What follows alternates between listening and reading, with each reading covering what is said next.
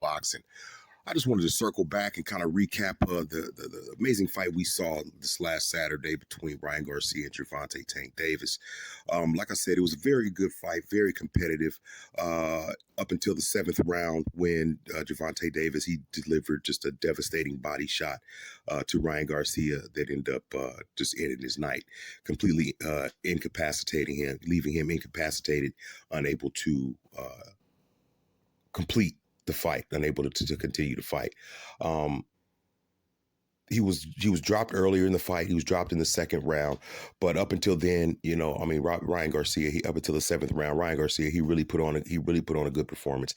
Um, Ultimately, he was just outmatched. He was outboxed by Gervonta Tank Davis. Like I said, like a lot of people said, like a lot of people had predicted, Gervonta Tank Davis, I mean, he's just something special. He's a miniature Floyd. I wouldn't go so far as to call him a miniature Mike Tyson. I don't think anybody's a miniature Mike Tyson. But as far as his skill level and as far as his boxing IQ, it's just unmatched, especially by the likes of Ryan Garcia. In round one, Ryan Garcia came out guns blazing. He looked really good. He looked really strong. Even though he ballooned up to a decent size. He looked smaller than he normally does, but he definitely looked like he didn't look weight drained at all. He came in, he was using his jab. Both fighters were being really, really, really cautious. And then in the second round, Ryan Garcia just got careless. One could argue that, he was letting his hands go. He did manage to catch Tank with a couple good shots. I saw Tank do something that I've never seen him do before, and that's clinch. Try to tie up Ryan Garcia to keep his assault at bay.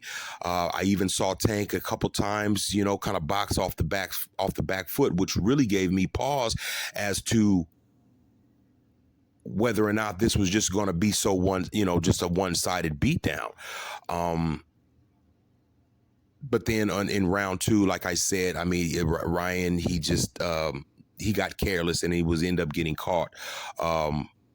Tank ended up catching him with a really good shot, square to the nose, and I think that kind of sobered Ryan up.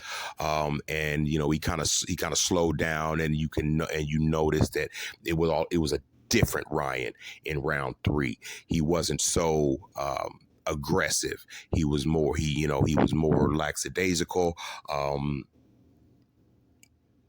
He tried to pick his shots, but he just wasn't able. Tank just wasn't giving him much to pick from. Until finally Tank ended up putting him away in the seventh. But from 3 to 7, Ryan, he began to slip back into his old ways. He would, anytime he would throw a punch, he would definitely drop his hands. He would use the high guard, which was fine, but then anytime he would try to execute any type of offensive move, the first thing he would do is drop his hands, and of course, that's just a recipe for disaster. As far as the post-fight interview goes, I don't know if any of you watched it. However, Gervonta Davis's camp was there. Coach Calvin was there. Leonard Ellerby was there. Everybody was in full support of Gervonta Davis. However, on the other side of the street, in the Golden Boy camp, there was only Oscar De La Hoya didn't show up, nor did Bernard Hopkins, and neither did Joe Goosen. That's kind of shady, if you ask me. In my opinion, that's when a fighter needs you the most. When he's just coming off his first loss of his career. You were there, all through the ups, so you got to be down. You got to be there through the downs. This, like I said, this is his first loss of his career. This is when he really needs the support of his promoters to give him that moral support and to show him that, hey, you are part of the family, and we're not just going to cast you to the wayside. But that wasn't the case. Ryan Garcia, he had to face the press by himself. his father, of course, he was accompanied by his father. No father's going to leave his son. However, Oscar De La Hoya, Joe Goosen, nor Bernard Hopkins were there at the press conference. And it didn't come out till later as to why that they didn't feel that they had to be there. And this is what Oscar De La Hoya had to say. Let's listen. First of all, congratulations to Gervonta Davis. You fought a hell of a fight. My hat's off to you. You had a great game plan, beautiful body shot. Ryan Garcia, we are proud of you. The world is proud of you. You made this fight happen. You wanted this fight, and I'm sure a lot of fighters will learn from you that you're daring to be great. But I do want to clarify why Bernard Hopkins and I weren't at the post-fight press conference. First of all, Bernard Hopkins was accused during the weigh-in of having testosterone cream on his hands and touching Gervonta Davis when he only wanted to help him because he was going to fall off the stage. So PBC, Gervonta's promoter, banned him from everything. He couldn't get inside the ring. He couldn't do anything during the promotion. And so as for myself, my security team told me, boss, we got to get the fuck out of here because I received death threats. You guys don't know this. I received death threats throughout the whole week, and they just said it was simply too dangerous, so we got out of there. And plus, Eric Gomez, who is my president, who was right there front and center with Ryan Garcia, so there was no issue, no problems. This is all coming from all these PBC minions that are just attacking Ryan, attacking Golden Boy. But it's all good. It's all good. Ryan Garcia made this happen. Tank made this happen. We had a great fight. The best man won. My hat's off to you. And again, Tank Davis, you're a great fighter. Ryan Garcia, I have your back. Bernard has your back. We're with you 1,000%. And you will be back stronger than ever, better than ever. Guaranteed. Thank you. Now, what you just heard was Oscar De La Hoya giving his reasoning why he and Bernard Hopkins neglected to show up for the post-fight press conference, leaving Ryan Garcia to fend for himself amongst the press. Regardless of what he says, I think I take a real dim view of that. That isn't unbecoming to a promoter, especially someone who has been behind Ryan Garcia this entire time. For now, just for him to abandon him because he took his first loss of his career. That speaks highly of the character of Oscar De La Hoya and Bernard Hopkins. For them to say that there was some alleged death threat. I mean, and I mean, come on, that's just ridiculous. Here you have this kid. He's there facing, his first L of his career, facing the press. People are already speculating that Ryan Garcia quit in the ring. I don't know if he quit. However, when he was asked a direct question, because it did look like for a minute that he was going to get up, why didn't he get up? And that he was asked this during the post-fight press conference, and let's see what he had to say.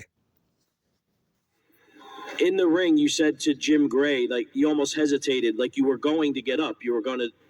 What stopped you from? And how close did you get up? How close did you come to getting up?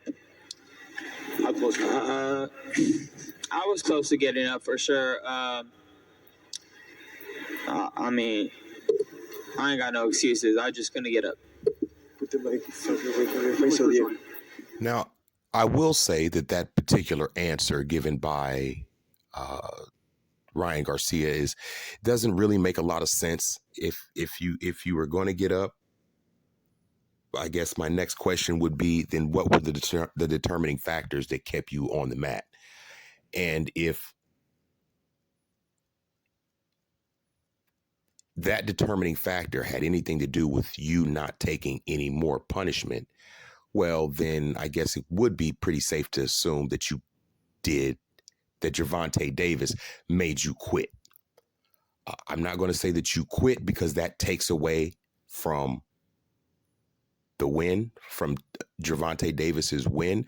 However, if you didn't get up because you did not want to take any further punishment, then yes, Tank Davis made you quit, because that's the same reasoning that we gave Sean Porter's father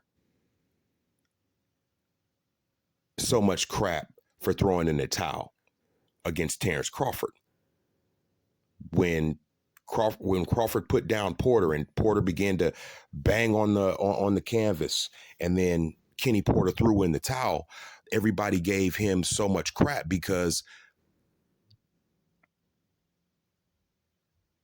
as fight fans, we feel that you can't, well, I can't speak for all fight fans, but as a fight fan, I feel that if you can continue, you should continue until you are unable to continue. So if Ryan Garcia was going to get up, my question would be, what went through your mind that kept you on the canvas? And that wasn't asked. So who knows? Maybe that's something that's an answer that we'll get here in the near future. That I don't know, but I would definitely like to know the answer to that question. But that is all I got for you guys. Like I said, this past Saturday was a spectacular fight between these two warriors. Win, lose, or draw, Ryan Garcia, my hats go off to you for you just to step in the ring with somebody like Tank Davis. Speaks volumes of your character, and a lot of these fighters out there can definitely take a lesson. You showed that you're not ducking any smoke, regardless of the level of competition. You weren't scared to get in the ring and give the fans what it is that we wanted to see. And that was a great fight. And for that, my hats go off to you. Gervonta Davis, congratulations. We all knew that you were going to pull this off. We knew that you were going to pull it off in spectacular fashion. We just had no idea it was going to be to the magnitude in which you did. It was a crazy body shot. I didn't see it coming. I don't think anybody saw it coming, and our hats definitely go off to you. Congratulations on your win. You're now 29-0. You've already given us 2 spectacular fights in 2023, and it is only April. I'm sure you're probably going to, kick back with a couple Philly cheesesteak sandwiches and rest up. But I'm definitely eager to hear what is next on your agenda. We have Shakur Stevenson, and we also have Devin Haney in that division that are making some noise. So it'll definitely be interesting to see what is next for Gervonta Davis. But that's all I have. I want to hear what you guys have to say about it, what you guys thought about the fight. Did any of your predictions come true? If so, make sure you drop a comment in the comment section, hit that like button and subscribe. Make sure you smash the bell icon for all future notifications. As always, it's your boy C-Dub with the Standing 8 Count Boxing. I want to thank each and every one of y'all for rocking with me. And until next time, peace.